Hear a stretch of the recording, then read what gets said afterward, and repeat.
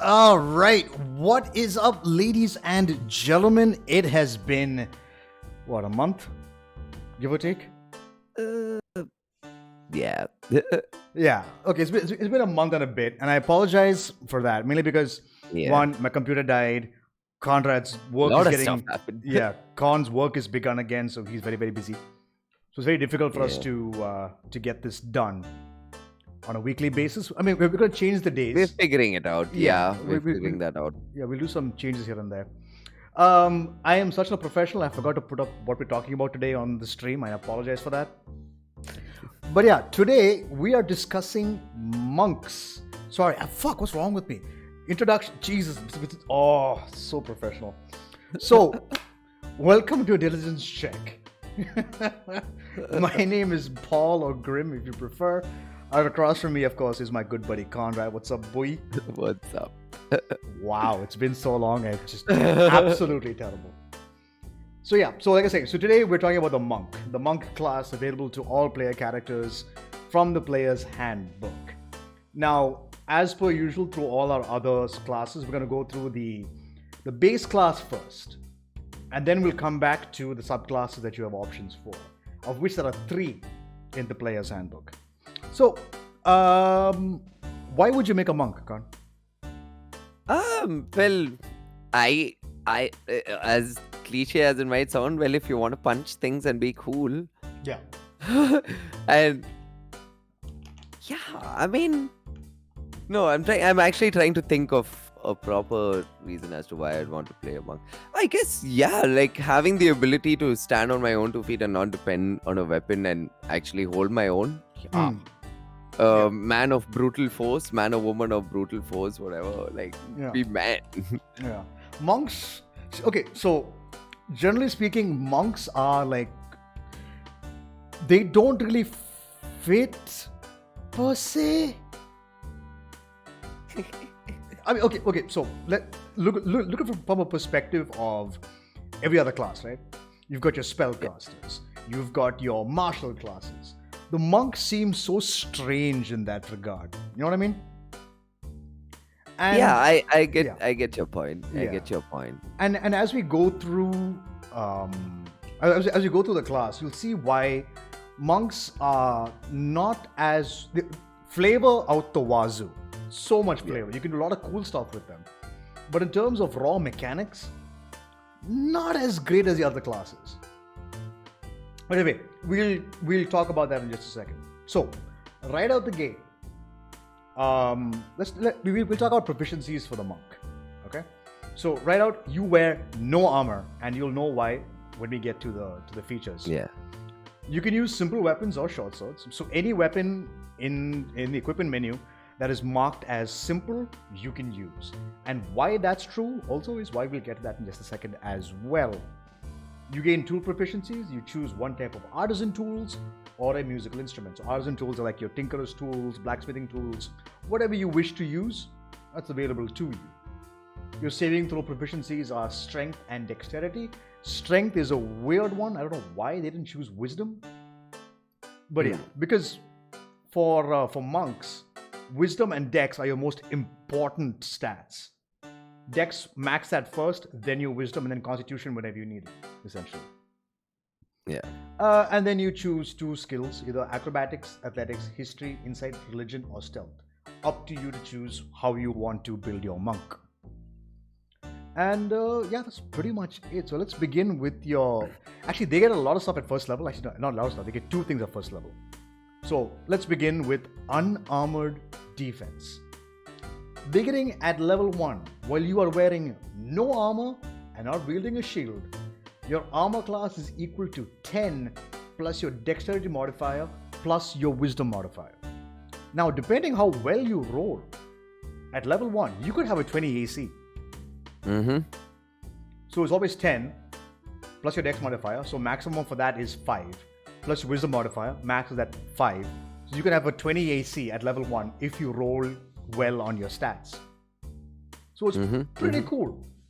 Monks are like, they're very reminiscent of barbarians, because barbarians get it off their dex and constitution, right? Yeah. So in this case, it's dex and your modifier. Sorry, modifier, it seems. Your wisdom. that decides your armor class. And of course, you can augment that with braces of defense to up your AC even more. All other good stuff. And you get a lot of stuff which will help you out to make you more survivable. Then we get to the bread and butter of the monk class. Martial arts. So, let's be clear. You are fucking Bruce Lee. Oh, you are Bruce Lee in a fantasy world, which sounds it sounds amazing, but at the same time it's like I don't know. But yeah, whatever. We can fill this out. So at first level, your practice of martial arts gives you mastery of combat styles that use unarmed strikes and monk weapons, which are short swords or any simple melee weapon that don't have the two-handed or heavy property. Now this is pretty good. So you can pick up a quarterstaff because quarterstaffs normally use strength to use, but because it counts as a simple weapon, as a monk you can use a quarterstaff with dexterity instead, which is the cool thing about monk weapons. Anything that counts as a monk weapon will use your dex as opposed to your strength. So when you're building a monk, most of the time you are, I wouldn't say you're dumping strength, but strength isn't your fortitude. Even though saving throws say strength, I'm like, it should be wisdom and dexterity, honestly, but it's fine.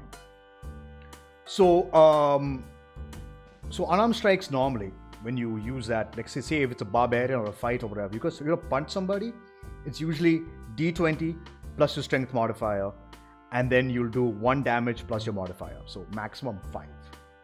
But for a monk, at level 1, you do D4 in terms of your damage.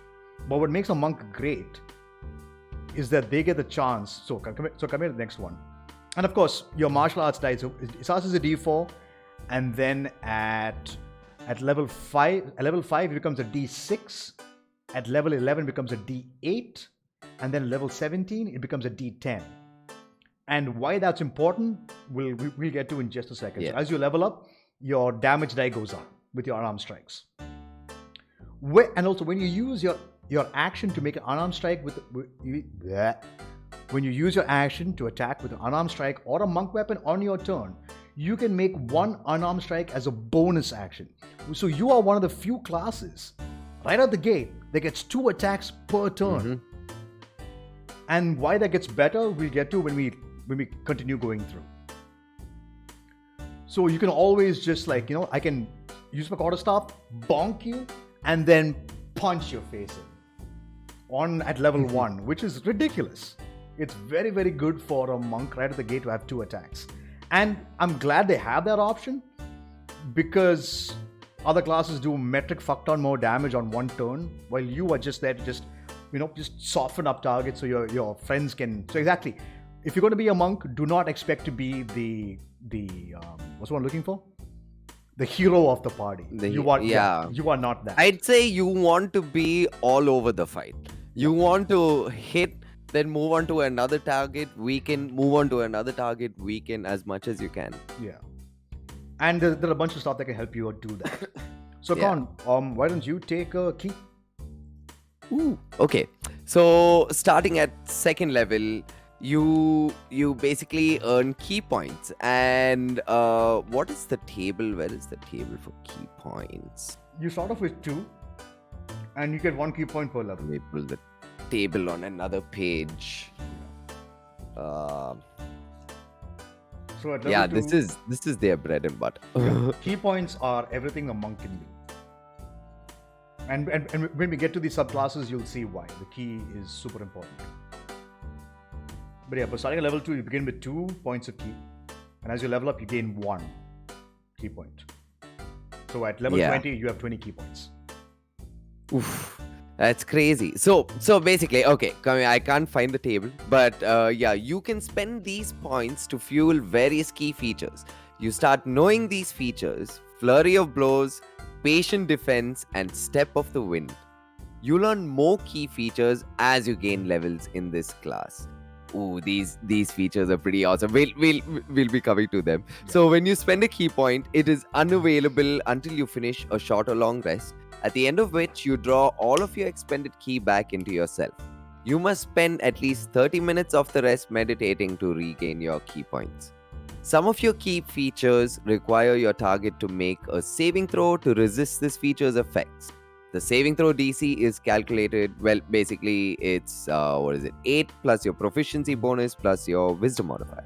Which is why wisdom is super Your important wisdom for is, monks. yeah, super important, super important.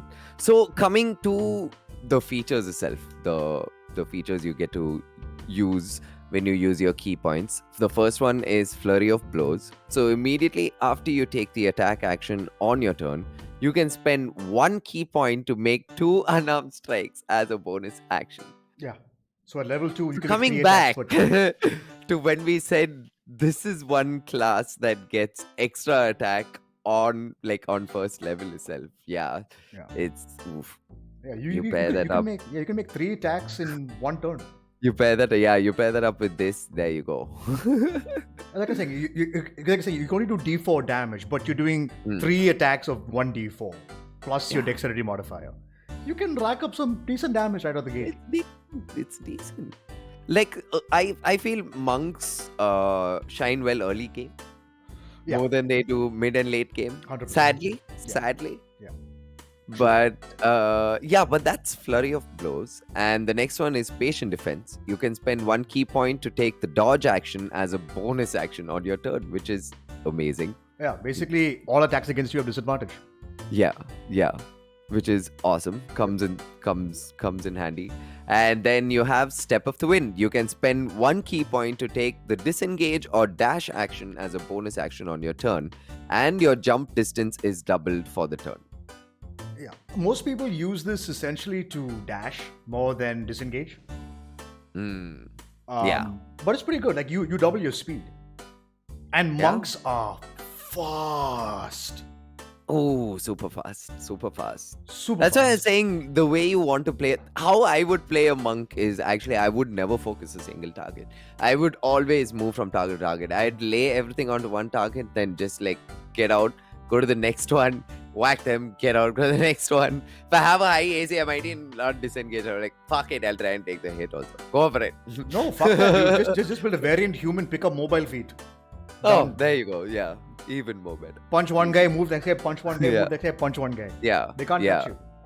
Yeah. Pretty good. That's the But yeah, those are the features. Yeah, those are the features you get with your key points. And trust me, those as the key points rack up, you get to use these features more often. So. You will be using Flurry of Blows on cooldown. Yeah. When we hit level 5, you'll see why. At one point they can just fly. That's true. Yeah. That's true. Just That's so totally fly. true. It's quite funny. I mean, now that I think of it, they actually fit. Come on, badass, unarmed, minimally, armored and armed individuals doing fuck tons of damage and can hold their own and not die. Dude, that's enough for me. I get it, but in terms of I don't know, man. See, personally for me, if at level 1, they should be D6s as opposed to D4s, and then D8s, then D10s, then D12s at the end. Know what I mean? Right. Yeah. Then it'll be a little more interesting. Yeah.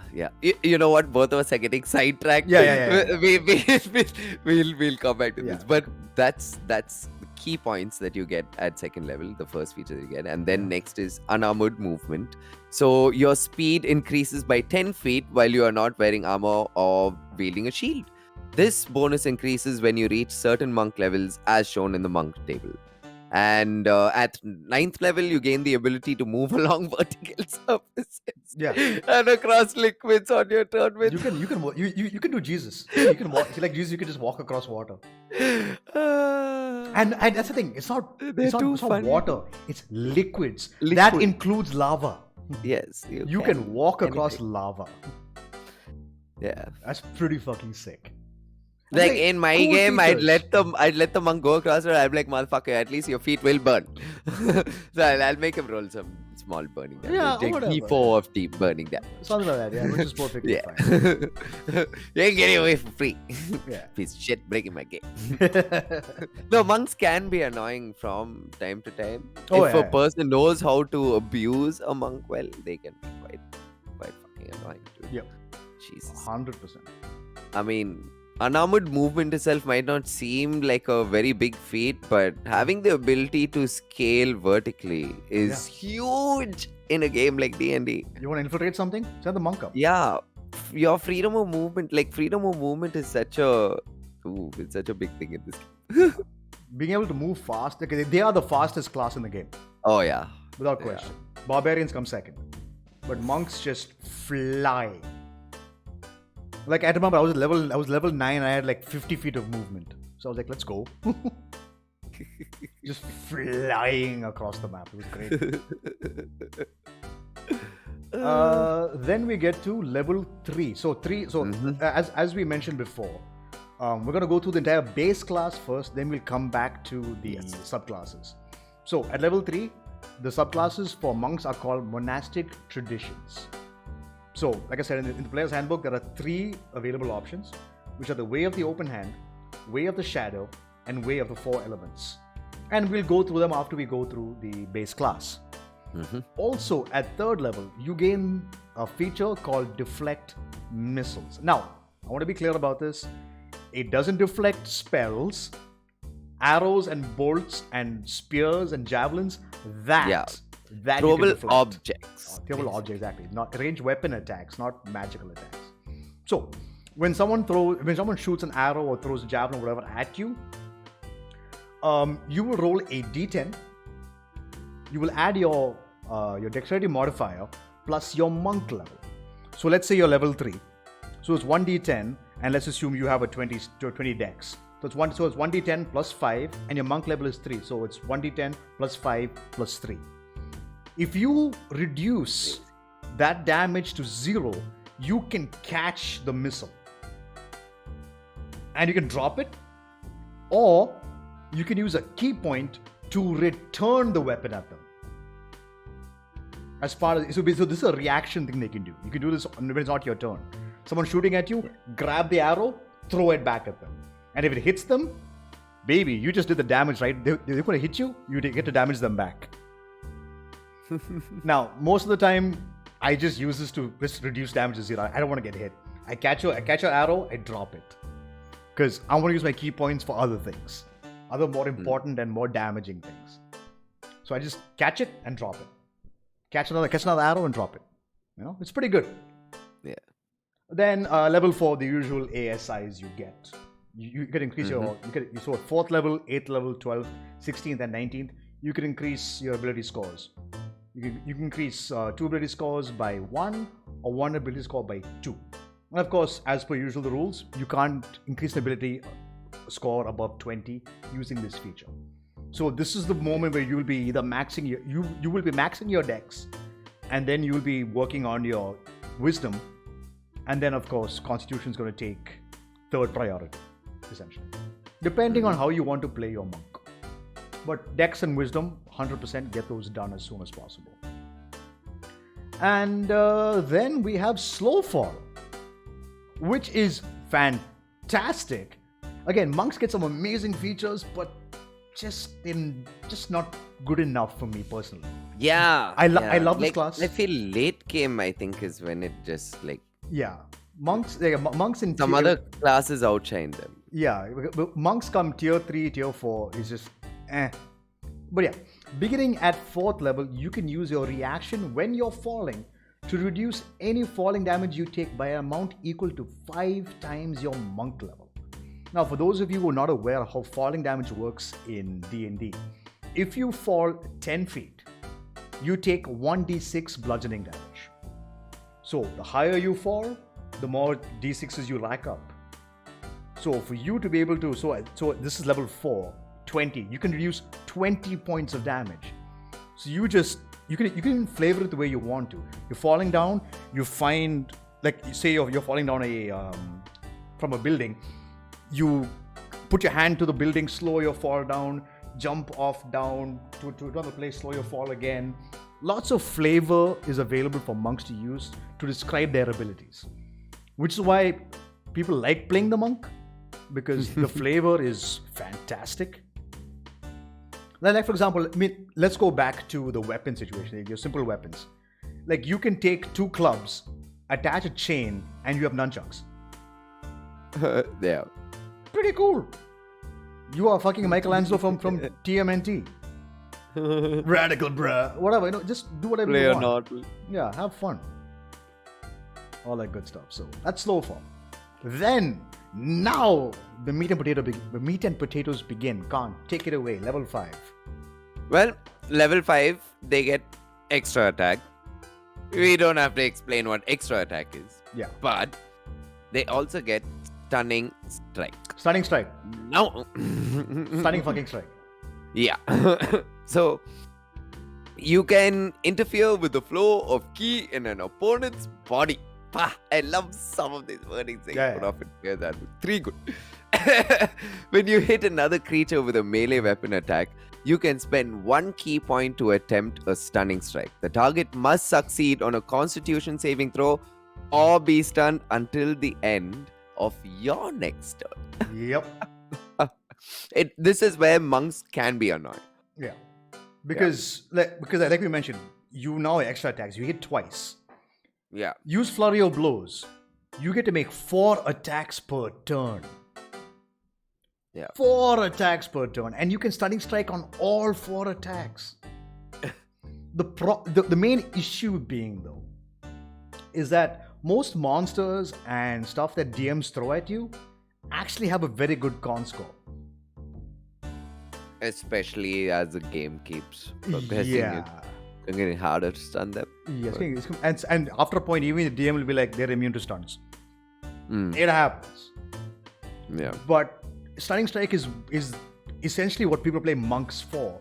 And so you go extra attack, 4 attacks, flurry of blows, mobile feat, punch a guy, stun him, move to the next guy, punch him, stun him. You can stun 4 people in 1 turn. And those people can't do anything until the end of your next turn. And because they are stunned, any attacks that your allies do against them have advantage. So you are setting up Yeah, you're setting up your allies to do metric fuck tons of damage. And you too. You can also get say there's only 1 target left, stun him, and then just punching back the motherfucker. It's great. It's super good. It's super fun. The only issue is you have D6s. It's not great. But it's pretty good. I'm a big fan. Stunning Strike is what everyone plays it for. I feel if anything that needs to be buffed late game for the monk is the Stunning Strike. Like being the only class that can actually stun and like a creature. Yeah. I think that is something that can be worked on. Yeah. I mean, because so let's wait. Your proficiency bonus goes to what level? Oh, sorry, proficiency bonus. What is the DC for it? What decides? What is the DC for the? It's 8 plus your proficiency bonus plus your wisdom modifier. Same wisdom only, right? Okay. Yeah, it's wisdom. Yeah. Only. So essentially, at level 20, let's say level 20. So it's 8 plus 6, that is 14. Plus your wisdom modifier, which is 5. At max, you have a DC 19 stunning strike. Which is okay. I mean, depending on the modifier of the creature's fucking save, could be good. But essentially, you're gonna not waste. You're gonna use all your key points doing flurry of blows and stunning strike all the time. You want to stun as many things as possible and do other good stuff. But yeah, stunning strike. The reason why you play monks. Set up your party for some major damage. It's good fun. Yeah, and if you roll bad as a DM for these throws, also it can be very annoying. Oh yeah, I've pissed off Steve so many times. I feel him. Take level 6 as well, dude. Yeah, so then we have key empowered strikes. So at 6th level, your unarmed strikes count as magical for the purpose of overcoming resistance and immunity to non-magical attacks and damage. You can punch ghosts. Become magical attacks, yeah. Yeah, you can punch a ghost. Hey, ghost. Pwap! No. Fucked. He's done. Get wrecked. But yeah, I mean, again, that's similar, straightforward. Yeah. Like certain, like even druids get their wild shapes also become magical at 6th level, I believe, right? Correct. Yeah, I think it's 6th. Yeah. Yeah, so it gives you a chance for you to overcome, because like as you go through the game, your DMs are going to start throwing creatures who are resistant or sometimes even immune to physical damage. Yeah. So this is an important thing that monks need, because sometimes you might punch somebody, you could do a nat 20, fucking you kick somebody's ass, and the DM's like, doesn't do as much damage as you think you should. You're like, fuck! My crit just got cut in half. Feels bad. But this allows you to get over it. Yeah. Then at 7th level, hey, rogues, monks get evasion too. Because rogues can do 300 different things to reduce damage for themselves. Monks also get evasion, but only at 7th level. Yeah. So, at 7th level, your instinctive agility lets you dodge out of the way of certain area effect spells, such as a blue dragon's lightning breath or a fireball spell. So, how evasion works is, when you are subjected to an effect that allows you to make a dexterity saving throw, to take only half damage if you succeed. If you succeed with evasion, you take no damage. Yeah. You completely avoid the damage. But should you fail, you only take half, which is fantastic. Because again, survivability. Because you are not going to be in the back line. You're going to be up front in personal doing damage. Yeah. Because that's where you want to be. So evasion is huge for you. And then level 7.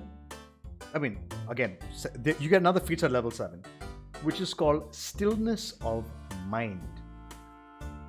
You can use your action to end one effect on yourself, causing you to be charmed or frightened.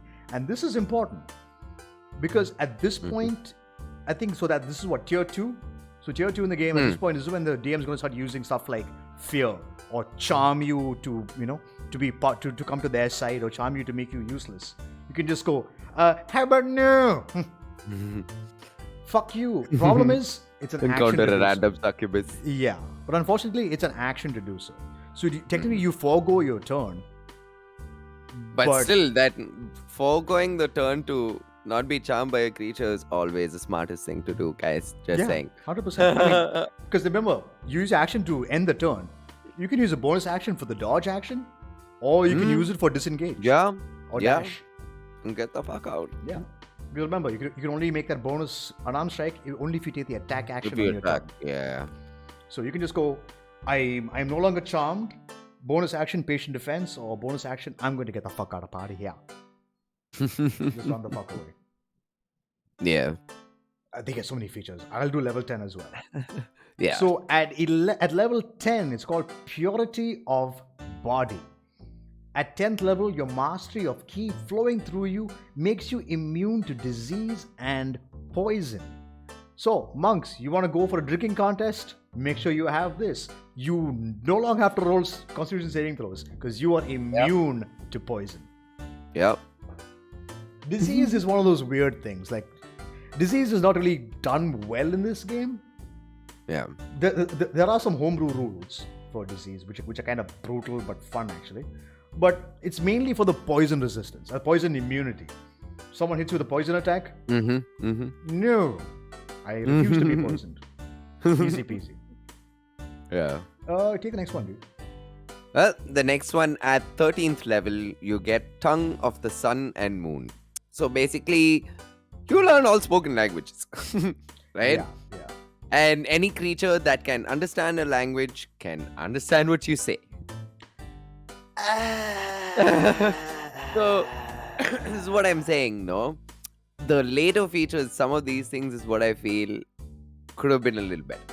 I mean, like, the Ton of Sun and Moon, just fuck it, give me something it's else fine instead. and all. I mean, most probably a wizard or someone in the group will have tongues. Yeah, tongues or comprehend languages. Will be fine. Yeah. Language, surprisingly, like in 5e at least, it's not much of a barrier. Yeah. Because I mean, it's like you mentioned in the feat situation, like you can learn languages in your free time. Downtime, go learn a language. Might as well, right? Yeah. And the thing is, like, sometimes you'll be running into stuff that that won't want to talk anyway. You're just going to get you're going to beat its ass, or it's going to beat your ass. Yeah. So chit chat, not a huge thing. So Tongue of Sun and Moon, it's a feature. Yeah. There's nothing for you. Cool. Yeah. It's one of those flavor Yeah. features, those filler ones. Yeah. Yeah, the next one is kind of cool though. This is At sick. level 14, Diamond Soul. So basically, your mastery of key grants you proficiency in all saving throws. And It's additionally, huge. whenever you make a saving throw and fail, you can spend 1 key point to reroll it and take the second result. Pretty good. There you go. Pretty fucking good. Yeah. You I failed wish your level 13 had something like this also. something cooler than that. Yeah. Yeah. 3 good, yes. Yeah. I mean, having proficiency in all saving throws is amazing. It's Like- amazing. like instead of Tongue of Sun and Moon, one more attack. One more attack or some other better key feature or something. Yeah. Like I would, or that, or just your flurry of blows now hits 3 times instead of 2. That would be Oh. so much more interesting. There you go. As Homebrew opposed- ideas. Yeah. I might implement that actually. Yeah, I might as Someone knows well. one. But Diamond Soul, Mhm. proficiencies in all saving throws, which is huge. Yeah. Nobody but monks get that ability. Unless Yeah. someone's already maxed out, they pick resilient every level for whatever they want. Yeah. But monks, they get all proficiencies at again, this is tier 4 at this point. Mm-hmm. So the chances of you getting to this thing in a normal game is rare. But should you get to it, fantastic. Gonna do a one shot with a monk? Fuck yeah. Hell yeah. Yeah. Pretty good. Then so I'll just go through the last 3 features. So many fucking features. Yeah. Timeless Body. At 15th level, your key sustains you so that you suffer none of the frailty of old age and can't be aged magically. You can still die of old age. However, in addition, you no longer need food or water. So this is the whole, I will spend, just you are so honed in on your key that you just take energy from the universe. Again, flavor, great. Mechanics, I mean, Sit with your DM and homebrew some stuff, I would say, honestly. Yeah, And yeah. then you'd probably be playing a really good monk. Yeah, like monks need a lot of help. Yeah. Like I can't mention, like their butt end features are not that great. Yeah. And then we come to Empty Body, which is pointless, especially because of a subclass we're going to talk about, which is considered to be the best subclass for the monks. But we'll get to that. So you can become invisible. You can spend 4 key points, become invisible for 1 minute, and during that time, this is kind of cool actually. You also have resistance to all damage, but force damage. Mm-hmm. Pretty nice. It's pretty cool. Yeah. Additionally, you can spend 8 key points to cast the Astral Projection spell. Now, I haven't looked at this spell actually, so I don't That's exactly know what it does. Just look it up for me if you don't mind, please. I'm checking it up. And then the final feature, of course, is Perfect Self, which you get at 28th level. When you roll for initiative and have no key points remaining, you regain 4 key points, which is pretty good. You want key points, 100%. But I just wish you got more. Like maybe half your max, you gain 10 instead of 4. Because 4 is good, 10 is better. I wish you regain like half your max or whatever, or something like that. Wow, this spell has like a solid description, bro. Okay, fuck it. We'll look at it later. Yeah. So, that's essentially the entire base class of the monk and the features. They get a lot of features. Metric fuck ton of features, and of which some are meh. 20 monk is there, that's only it is. Yeah. But then, now we can go into the monastic traditions or the subclasses that are available to the monks. And like I was saying, we're only covering the subclasses which are available to all player characters in the player's handbook. Now, the first one is the one I have the most experience with because my first monk ever was this Monastic Tradition. And that is the Way of the Open Hand. So, I'll take this full one. Yeah, go for it. I mean, like I was telling you that day also, I was like, yo, you can have lead on this because I've never done, looked into much of the monk. Oh, they've never appealed to me much. No, fair. Yeah. So, when you choose this tradition at level 3, you can manipulate your enemy's ki, which you harness for yourself. Whenever you hit a creature with one of the attacks granted by your flurry of blows, you can impose one of the following effects on the target. It must succeed on a dexterity saving throw or be knocked prone.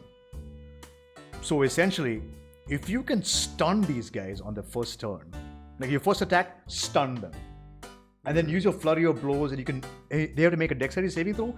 They're stunned. They have to make the save at disadvantage. Knock them prone. He's down. You have advantage. Smack him again. Pretty fucking good. And then, so that's the first feature that Open Hand Technique does for you.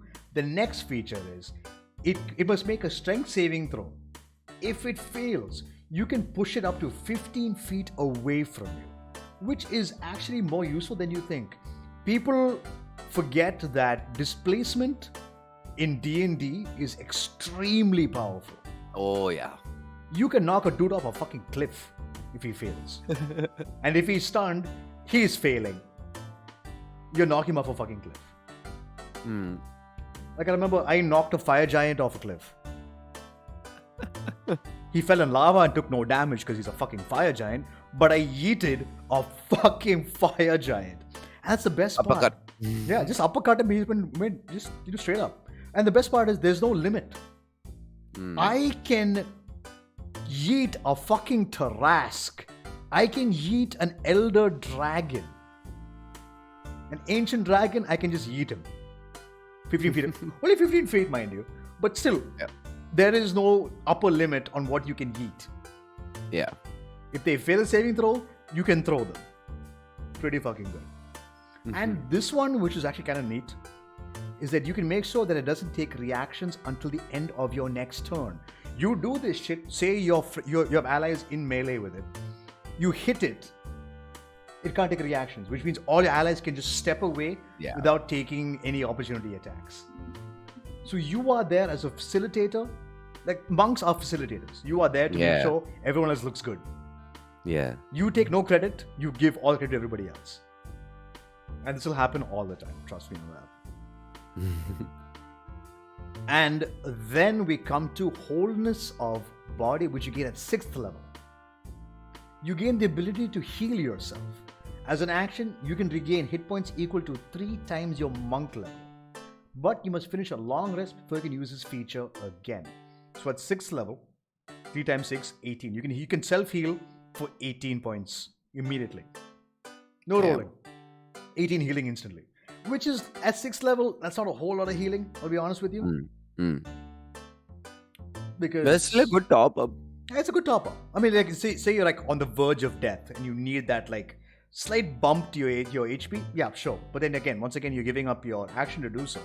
But bonus action, patient defense, or disengage. Yeah. Or if you manage to hit a guy before that, great, move the fuck away. Yeah, it could potentially save your life. Most of the time you're using this outside of combat. Like after combat's over, you're like, okay, I need a top up. Wholeness of Body. Soup, you heal up. Again, flavor it however you wish. You suddenly see an aura around me as I just look a little healthier. Whatever you wish. Then at 11th level, you gain Tranquility. You enter a special meditation that surrounds you with an aura of peace.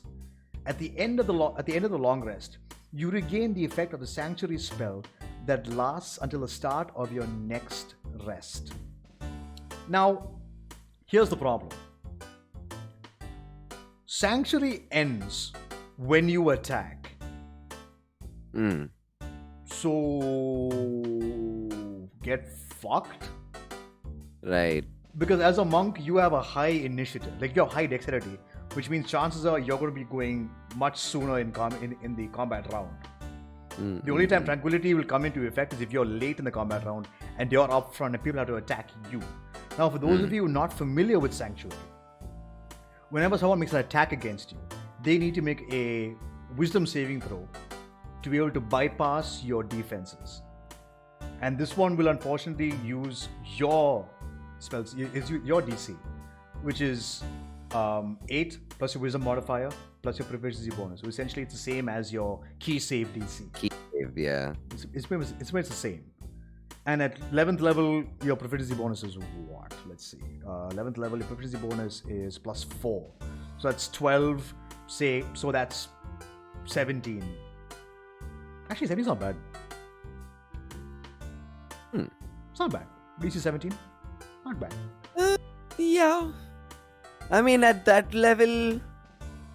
Actually, that level, most things are hitting you fucking hard anyway, so chances are... That's what I'm saying, yeah. So, like I was saying, Sanctuary, like if Sanctuary, if the effect of Sanctuary, but then again, that'll be too broken if it lasts until the start of your next long rest. That's kinda woof. That's kind of OP. But yeah, the unfortunate part is Sanctuary ends the moment you attack somebody. So, but it's good. It can save your life potentially. Not, I mean, from a direct attack, not an AOE spell. AOE is gonna fuck you up anyway. But there you go. Now, this is why everybody wants to play a open hand monk. Quivering Palm. It is the 5-finger death punch from goddamn Kill Bill.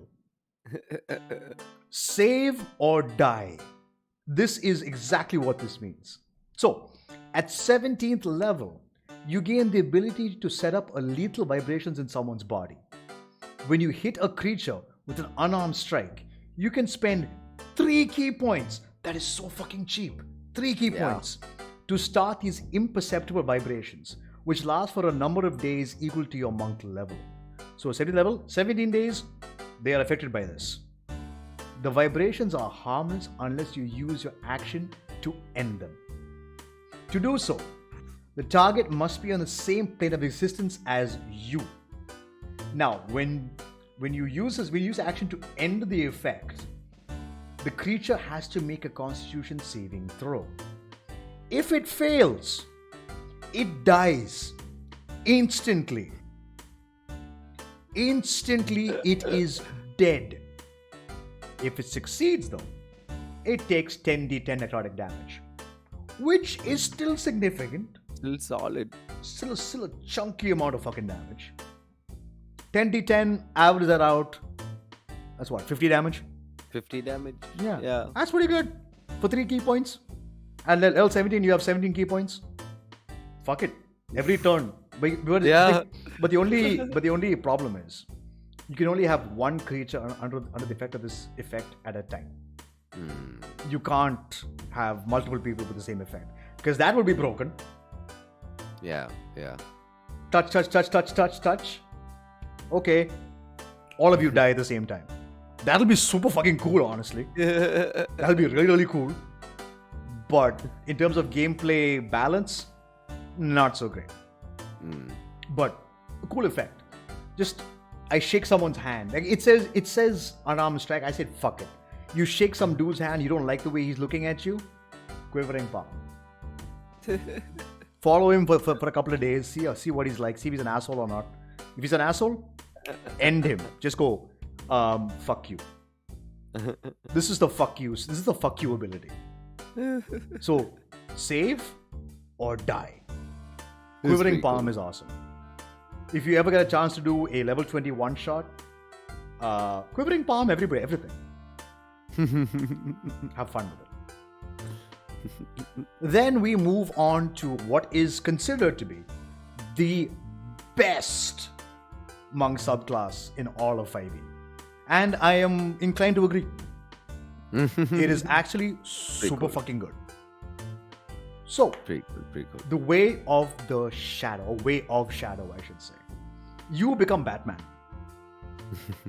You are fucking Batman. So, At level 3, you gain Shadow Arts. And you can use your key to duplicate the effects of certain spells. So, as an action, you can spend 2 key points to cast Darkness, Dark Vision, Pass Without a Trace, or Silence. And that you can do without having... Without the material. Without material components, which is great. Silence, you see a spellcaster, you can't cast spells anymore that require verbal somatic components, verbal components. Jesus Christ, and most spells require verbal components. Immediately, they can't cast out of spells. Pass Without a Trace, easily one of the best spells out there, for 2 key points. It's fucking nuts. Yeah. You can cast Darkness. I have Devil Sight. I cast Darkness in a place. I run in there, Devil Sight. I am beating you senseless while you can't even fucking see me. Yeah. It's pretty cool. It's pretty much like Batman throwing on the fucking smoke grenade and then just beating people up. That's essentially what it is. And you give the minor illusion cantrip. Flavor. Have some fun with it. Yeah. You can have some fun with that. 6th level, Shadow Step. You gain the ability to step from one shadow into another. When you are in dim light or darkness, as a bonus action, you can teleport up to 60 feet to an unoccupied space that you can see that it's also in dim light or darkness. And the best part is, you have advantage on the first melee attack you make before the end of the turn. You see your dude up ahead of you. It's a dark room. Teleport to him, beat the shit out of him. You have advantage, go for it. Stun his ass, and then beat his ass even more. You are Batman. You are fucking Batman. It's awesome. Or a ninja, whichever you prefer. Yeah. Then at 11th level, Cloak of Shadows. At 11th level, you have learned to become one with the shadows. When you are in an area of dim light or darkness, you can use your action to become invisible. So remember how I mentioned that, what was it? What was that feature called? Empty Body. Empty Body, yeah. At 18th level, you become visible for 1 minute. Fuck that. I'm at 11th level. Save those key points. Yeah, I'm like, yo, I'm invisible, motherfucker. What's up? So yeah, you remain invisible until you make an attack, cast a spell, or if something breaks the light. Like if there's a moment of bright light, you lose the effect of the invisibility. But you are invisible in shadows. Pretty fucking It's crazy. Good. Pretty good. And then finally at level 17, this is the Capstone feature. At 17th level, you can exploit a creature's momentary distraction when it is hit by an attack. Whenever a creature within 5 feet of you is hit by an attack made by a creature other than you, you can use your reaction to make a melee attack against that creature. Cheap shots. Cheap shots. So say you're up front with your barbarian or fighter or paladin, they hit attack, you get to smack them as well. And here's the best part. You can stun on that strike as well. Yeah. Stunning strike works on every attack you do. Opportunity attacks, on your turn, not your turn, go for it. So Barbarian's first hit, and then you take your reaction, stunning strike, and then Barbarian can do his second hit. With advantage. Yeah. Yeah, he's going to be reckless at attacking anyway, so be sure he's advantage all the time. Yeah. Bet your ass if he's fucking hasted, he's going to hit even harder. Oh, again. yeah. So you're just going to keep setting him up. Haste a monk. Oh god. Bro. You're doing six attacks per turn. So actually 5 attacks per turn, sorry. So you can't concentrate 2 stunning strikes, can you? When you're stunned, you can't concentrate. No, I mean, can you stun 2 targets at the same time is my question. Yeah, you can't, right? Yeah, of course you can. Yeah, so with haste you can easily do that. Yeah, so it's haste and flurry of blows. You get 5 attacks per turn. Yeah. You can stun 5 people. Jeez. It's ridiculous. Stunning strike is awesome. That's why people play monks. Stun everything. Ugh. And last and not least, actually last and without question, the worst the worst fucking monk subclass. The way of the four elements. Essentially, you are supposed to be Aang. You are the avatar. You get to access all the different fucking elements of nature for your choices. Here's the problem, and I'll talk about it when we get to it. So, right out the gate, at 3rd level, you will learn magical disciplines that harness the power of the 4 elements. A discipline requires you to spend key points each time you use it. You know the elemental attunement discipline and one other elemental discipline of your choice. So here's the problem.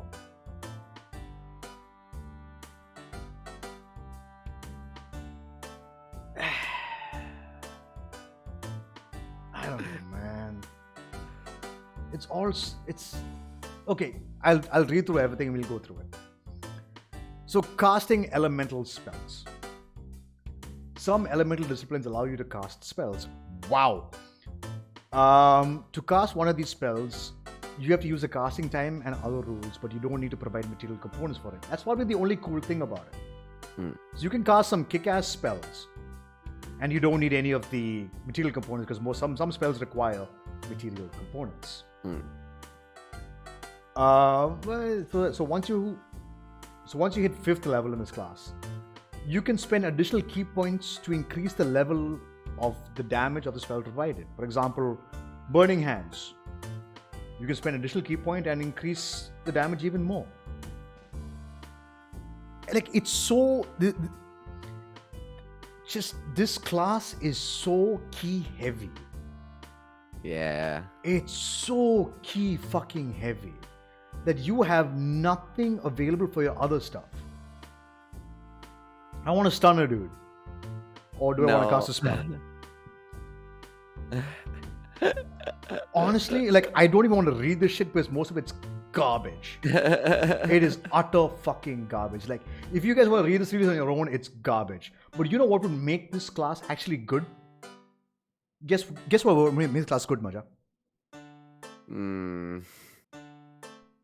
don't know. Give it fucking spell slots. Spell slots? Yeah, actually might as well at this point. Give it spell slots, dude. Right. Leave your key for other stuff. No, not more key. Fuck that. Give it spell slots. Make it into a half caster. So you have spell slots. And you can use... I don't understand why they didn't do that. I don't, because they might think it's too powerful, right? Because it doesn't need... But no, it's not about too powerful. It also has to make sense because messing with elemental is sort of like... It is spell casting in a way. Like, you are tapping into the weave at the end of the day, right? I mean, look at these elemental disciplines. Breath of Winter. You have to be 17th level. You can spend 6 key points to cast Cone of Cold. 6 key points for Cone of Cold is a gamble. Yeah, it's not great. Oh yeah, you can use your key points to regain spell slots. Yeah, make it spell slots, man. Guys, like we were saying earlier, work a monk out with your DM. Try to flavor them, make them even more cool. Yeah. If you're not playing Way of the Shadow. Way of Shadow, I feel, is like the only subclass I'd want to play. Oh yeah, it's awesome. Even though Quivering Palm is cool, but at teleporting like 60 feet is awesome. You know, but I'd say even this says if someone wants to play this, like Paul said, talk to your DM, see, like, work out separate slots for it and try and not let the slots affect the key points. Like, yeah, it's really sad. Find a good balance for that.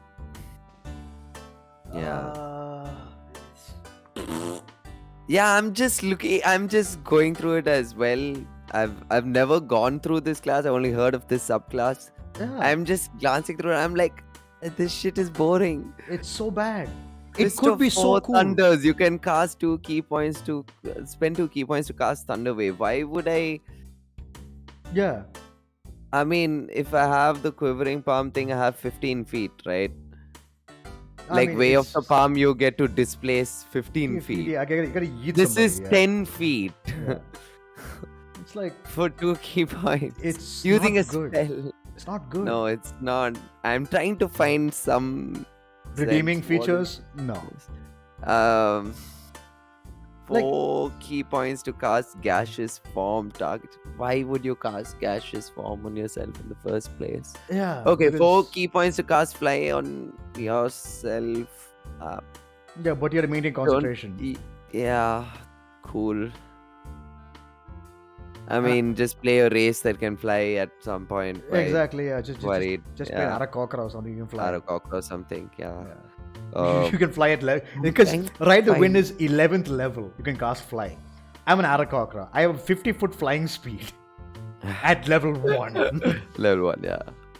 Like why? I mean, yeah, It's just not good. it's not good. It's not good. It's so bad. What a disappointment. What Yeah. a sad way to end the monk. Dude, like, Like- when you come first to read an it, end of it. when you first read it, you're like, oh fuck, this sounds amazing. I can Cool, be the sounds cool, but- avatar. Yeah. Yeah, I am the but avatar. no- I have control of the elements. No. And then you read what you have Especially to in- do. Oh. And so here's the other thing, like, so especially on the show, we focus just the player's handbook. But now with all the other books that have come out and with the subclasses that other classes get, the monk has Fallen I down don't know, so has badly. fallen down so bad. Yeah. They haven't gotten any love. I mean, no, there is a new monk subclass, right? What is it There called? are two. There The are two. Dragonborn. Oh yeah, no. So there's 3 actually. So you've got the Way of the Ascendant Dragon. You've got Ascendant Dragon. the Way of Mercy, and the Astral Mercy. Arms, or whatever. Astral Self. Astral Self. Astral Self. Correct. Yeah. Which I mean- again all sound good, but they're not. Hmm. I mean, I only read up on the Dragon one, but I haven't read Yeah. up on the other two. the other ones are in Tasha. Ascendant Dragon, I read. Yeah. Ascendant Dragon is kind of cool. But- But yeah, monks generally have taken a rather bad hit in comparison to other classes. They True. don't get a whole lot to work for themselves. But what monks lack in their subclasses, they make up for with feats. Feats. So like I mentioned, mobile feat, fantastic. Sentinel on a monk is huge.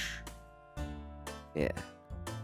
Fucking Yeah. and if for some reason you're able to make a quarterstaff which extends even further, polearm master. So mobile, sentinel, polearm master. Nobody's gonna touch you.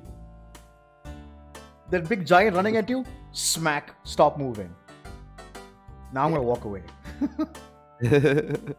Again, like monks are so full of flavor and all these great things, but their subclasses, other than the Way of Shadow, just doesn't do enough for the monk for it to outclass anything else.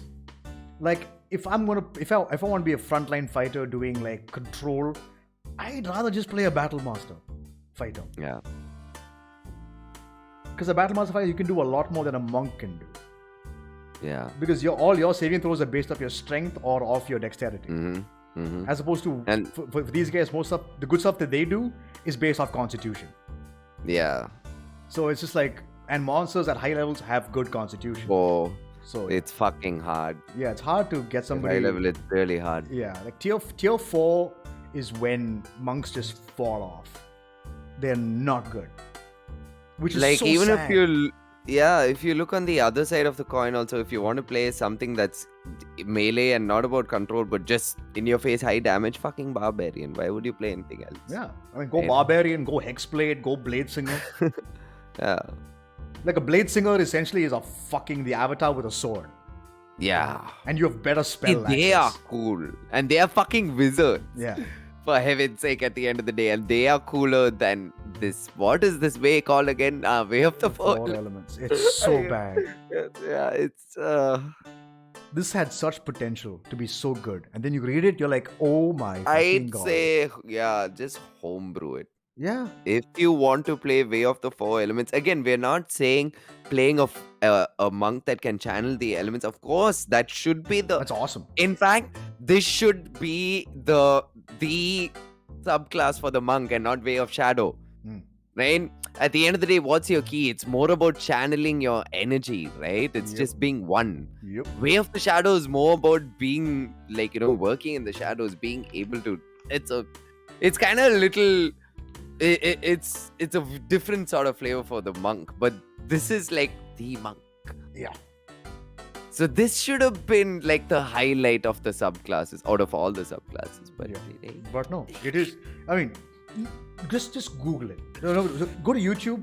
Look at all the people who talk about this subclass. They will tell you this is without question the worst monk class ever. Rules as written.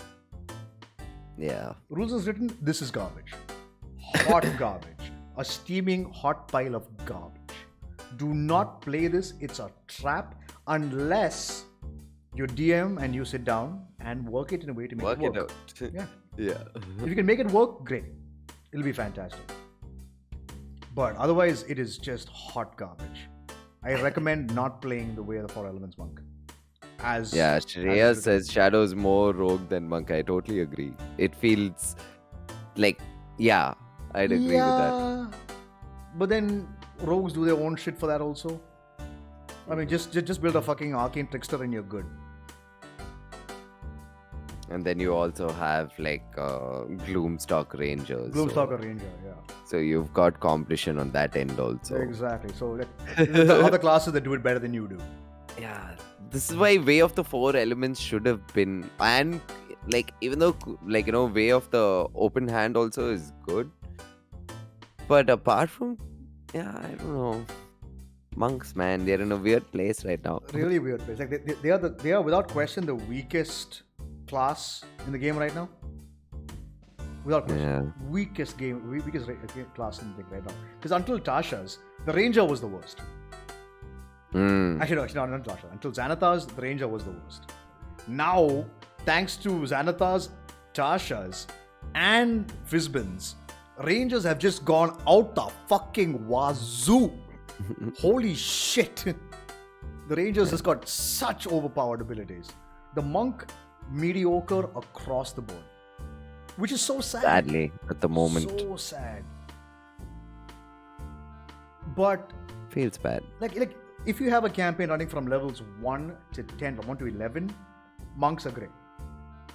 Yeah, those. If it goes those, beyond that, mm. it's a little like you can see that you're not being as effective as you should be. I'd say make a backup character. Once you reach a high level, we're okay. Monk's about to go off and find his way with this world. Yeah. Bring in another character. Because I mean, see, now, I don't want to say don't play a monk. Monks are good fun to play. They are without question super fun to play.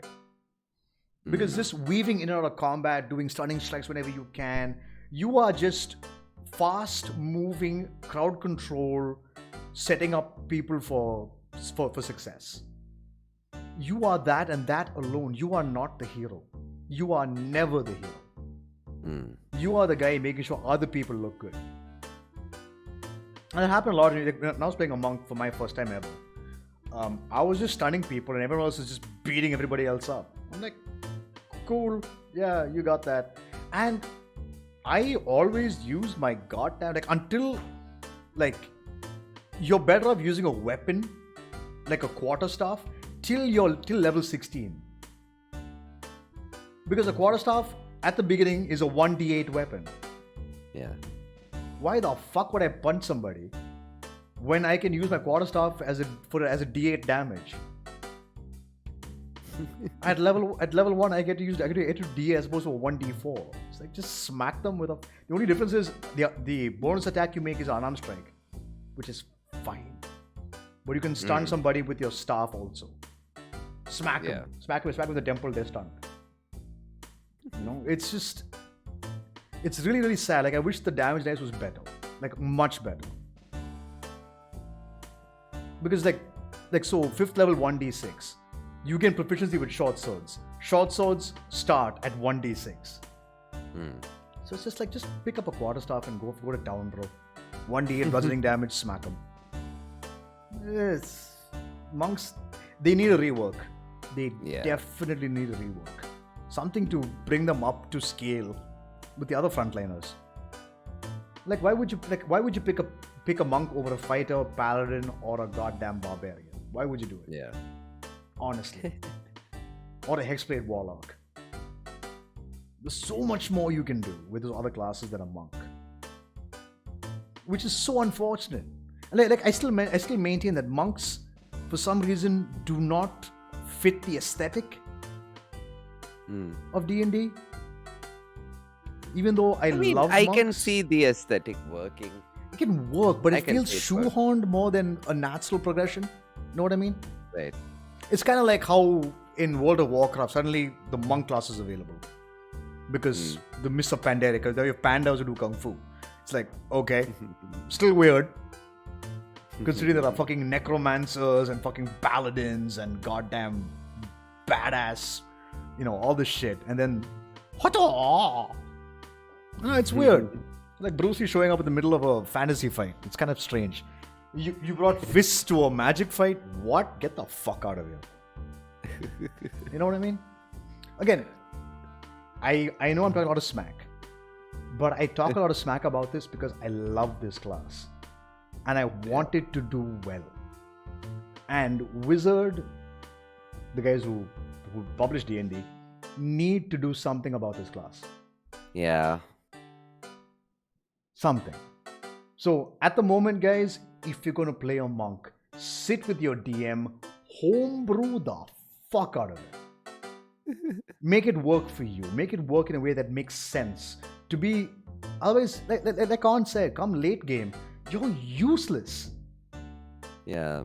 Again, it's not that you're useless. It's more like, you're like, okay, cool, I did this. But then you're like, oh, but it's nothing more powerful. I want to. Oh, okay, I stunning strike, but I want to bang him so hard that his face obliterates. Yeah. Why is he not obliterating? Oh, shit. Like, give me more attacks. Like fighters get like fucking 6 attacks at the end of, like, you with action surge, you get to make 8 attacks per turn. It's like, give me more attacks. Yeah.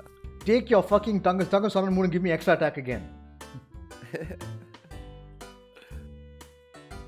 Take your fucking timeless body. Give me another extra attack. Or something. Augment me so I can do more. So I'd say the most this class can do for you is it's a nice base for you to homebrew something with your DM.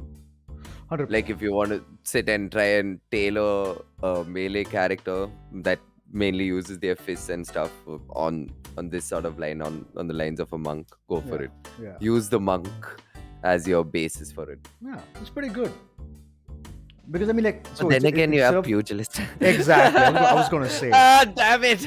God. I was just going to say. A homebrew class that does the monk better than the monk.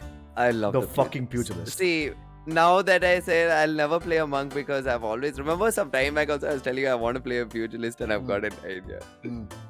Now I take it back. Yeah, no, fuck that. I'm playing a pugilist. Yeah, because pugilists are in fact based off the monk, but it's a fighter subclass. It's a homebrew class. It's amazing. Yeah, it's a homebrew class, but it's pretty fucking cool. Like it's a monk but better. The only difference is it doesn't get like they don't get like magical attacks. They don't get those But you're still punching the fuck out of something. Like that's the damage you want to see the monk to do. Like pugilists, dude, they can put barbarians to shame at times. Like I've experienced it. And some of those subclasses are super flavorful. Oh yeah. So either play a pugilist, honestly, or just homebrew the monk for yourself with your DM. Because I mean, there are hundreds and hundreds and millions upon people who are like, I want the monk to be better. You can search Reddit, you can search YouTube, you can search whatever you want. Some people have created their homebrew monks and be like, can I please play this? And if your DM will be like, sure, makes sense. Like you bring the pugilist to me, I'm like, yeah, go for it, have fun. Go crazy. Yeah. I mean, instead of making your fist magical, just put on like magical gloves and you do magical damage. Yeah. Like you get brass knuckles which are magical brass knuckles. Punch a motherfucker. Because one of their abilities is they take disadvantage in the attack, but if they hit, fucking haymakers! Haymakers, yeah. You do max damage. So I need to play a pugilist. Yeah. You do max damage if you hit. And then you can use Moxie to hit even more times. Basically, you get the fighter subclass, right? Moxie points, yeah. You're essentially a fighter, so you get extra attack every other fucking turn. So you're just doing a metric fuck ton of damage. So, you know. Damn it. I was just tailoring a wizard the other day. Like I was saying earlier, before we started, I have some ideas. Now I feel like playing witches. Ah, God damn it. whatever Choices. Yeah, choices. So many choices. But yeah, that's monks, guys.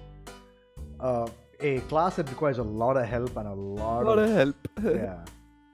I feel bad. It feels bad. I'd say if you're playing a short campaign that is probably from say level 5 to 10, play it.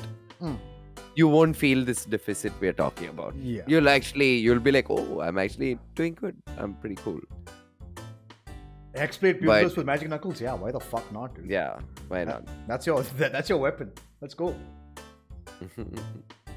So it's just those things. It's just figure it out, man. It takes a lot of work.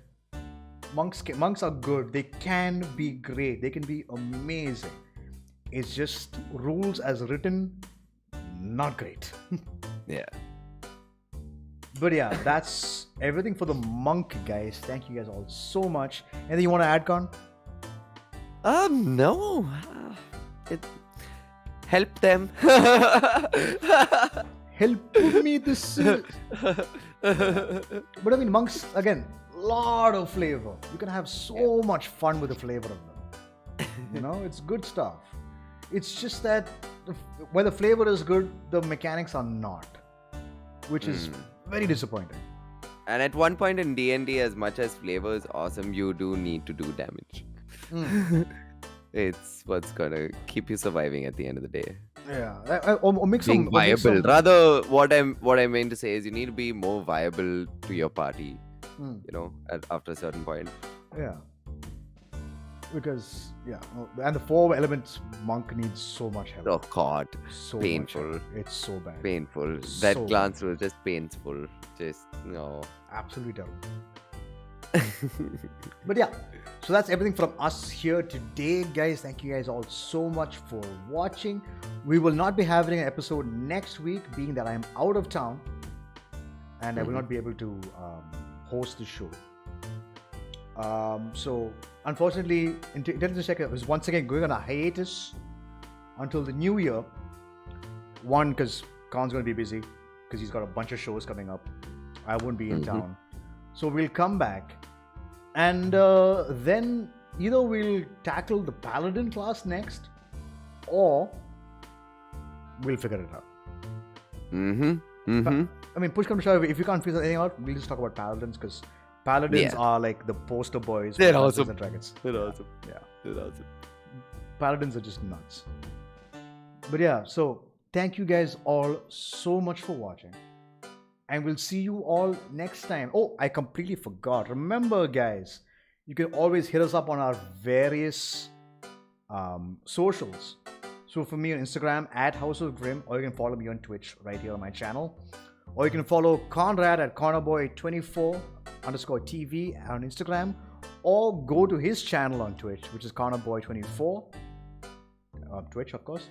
Of course, you can see the artwork you see before you is done by our extremely talented artist friend Priscilla Dillon, who you can message and DM at Instagram at PrissyDilly, as you can see at the top right. Any artwork you need for characters, graphic design, whatever you like, hit her up. She will hook you up and you guys can discuss whatever you should discuss regarding any work you want her to do. In fact, I'm commissioning her to do some work of one of my campaigns that I'm working on, that I'm playing in right now. And unfortunately, she's been busy moving house, so it's been difficult to get that done. But other than that, I think that's everything. So, guys, thank you all so much for watching. See you next time. Until then, roll for initiative. Peace out, guys.